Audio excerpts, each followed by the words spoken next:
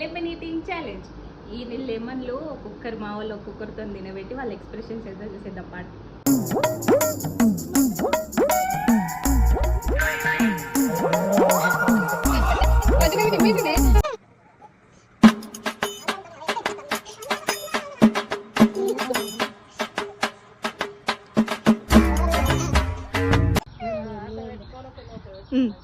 నన్ను ఎందుకు వేసి రావాలి?